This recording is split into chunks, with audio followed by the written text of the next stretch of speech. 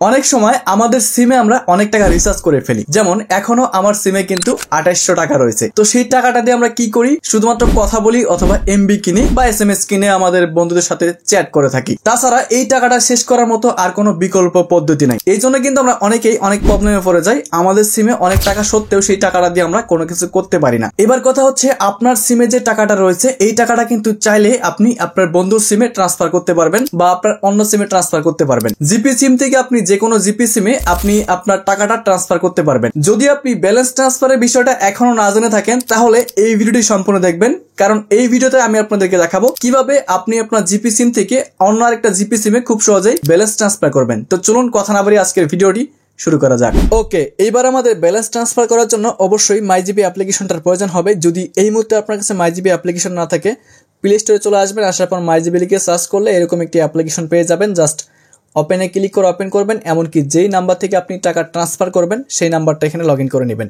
তো আমি যেই নাম্বার থেকে টাকা ট্রান্সফার করব এই নাম্বারটা লগ ইন করেছি, এমনকি এই নাম্বার আমার এই মুহূর্তে 21 টাকা রয়েছে।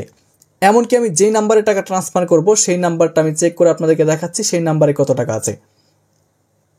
লাইভে আমি সবকিছু আপনাদের করে দেখাবো, প্রমাণ সহ দেখাবো যে আসলেই টাকা ট্রান্সফার করা সম্ভব হয় কিনা। দেখতে পাচ্ছেন আমি যে নাম্বারে টাকাটা পাঠাবো সেই নাম্বারে এই মুহূর্তে 2809 টাকা রয়েছে। টাকা পাঠানোর পর টাকা বাড়ে কিনা সেটা দেখাচ্ছি।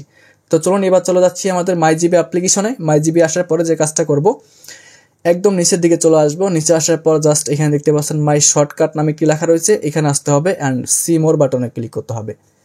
তো সি মোর বাটনে ক্লিক করার পর দেখতে পাচ্ছেন এখানে উপরের দিকে 2 নম্বর একটা অপশন রয়েছে ব্যালেন্স ট্রান্সফার, জাস্ট এই বাটনে ক্লিক করতে হবে। এবার দেখতে পাচ্ছেন ইন্টার রিসিপিয়েন্ট নাম্বার, এখানে হচ্ছে আপনি যে নাম্বারে টাকাটা পাঠাবেন সেই নাম্বারটা দিতে হবে and inter the amount to transfer between 10 to 100, মানে আপনি 10 টাকা থেকে 100 টাকা পর্যন্ত ট্রান্সফার করতে পারবেন। অবশ্যই আপনি কিন্তু 10 টাকা 20 টাকা 30 টাকা এইভাবে অ্যামাউন্ট লিখতে হবে। আপনি যদি 12 টাকা লিখেন তাহলে হবে না, 10 টাকা 20 টাকা 30 টাকা এইভাবে অ্যামাউন্ট দিতে হবে, ঠিক আছে। সো জাস্ট আমি আমার নাম্বারটা এখানে বসাই দিচ্ছি যে নাম্বারে আমি টাকাটা ট্রান্সফার করব। তো আমি আমার নাম্বারটা বসাই দিয়েছি। এবার হচ্ছে এখানে জাস্ট অ্যামাউন্টটা বসাবো, আমি 10 টাকা ট্রান্সফার করব অ্যান্ড নিচের দিকে আমাদের একটা পিন দিতে হবে, যে পিনটা হচ্ছে এখানে আমাদের ক্রিয়েট করার প্রয়োজন হবে। তো আপনার যদি পিন ক্রিয়েট করা না থাকে, রেজিস্টার নাও ক্লিক করে আপনি নতুন একটা পিন ক্রিয়েট করে নেবেন। আমি অলরেডি পিনটা ক্রিয়েট করে নিয়েছি। তো এবার হচ্ছে এখানে আমার পিনটা আমি দিয়ে দিচ্ছি। তো পিন দেওয়ার পর জাস্ট ট্রান্সফার বাটন একটা ক্লিক করতে হবে। দেখতে পাচ্ছেন বন্ধুরা নিচের দিকে লেখা উঠেছে ট্রানজ্যাকশন সাকসেসফুল, ঠিক আছে, ট্রানজ্যাকশন সাকসেসফুল হয়ে গেছে।